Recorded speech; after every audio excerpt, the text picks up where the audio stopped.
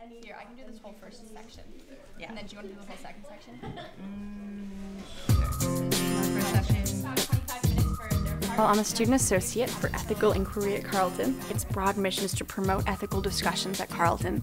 The first thing we want to know, the first assumption is that one does not, in our world, you do not acquire wealth by stealing it. You're not acquiring wealth by any criminal or illegal activity. While Mike was operating on the assumption that the wealth people acquire is not based on exploitation or abuse, that's actually an unfair They're not here assumption just to get the credits, to get the degree. When they're here to fully engage with Carleton. That intellectual curiosity, that desire to learn not only your subject, the subject you might be majoring in, but also all the other subjects which we might expose you to, either through distribution requirements or things you just get excited about on your own. Students take that very seriously. We don't do anything to look into the conditions that gave rise to our wealth.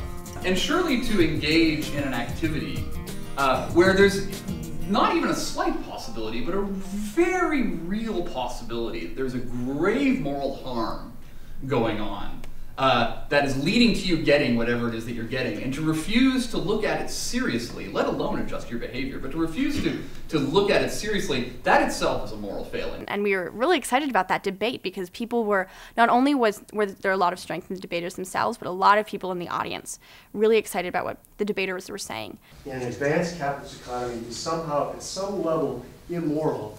It's hard for an economist to wrap his little head around that. It's simply not the case. The most important source of wealth creation in the world, in world history, has been a market capitalist system.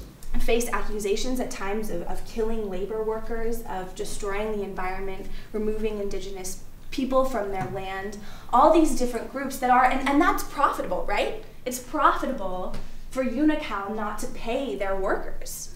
It's profitable to use slave labor. The money that they're spending goes to other people, right? They're not sitting on the money.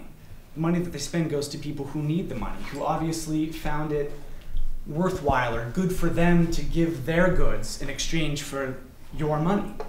So, I mean, I don't see anything bad about that. Both people, both parties trading are benefiting, absolutely. So there's a lot of freedom to ask questions, and some professors want to really provoke you to ask questions. I think it's a little bit disingenuous to ignore the fact that many of these companies that are in this very high end of the distribution, that are the highest earning companies and the highest earning industries in the world, they rely on going to places and operating in places where they can work completely outside the law. The goal of EthIC to really promote those kinds of sparks, like those passionate discussions, is really what EthIC searches for. It's very wide open. There's no agenda, there's no ethical framework or model that we expect students to have at the end of being involved with ethic-related activities. The idea is just to get them to think hard about the kinds of ethical complications and challenges that they're going to face in their lives, personally and professionally.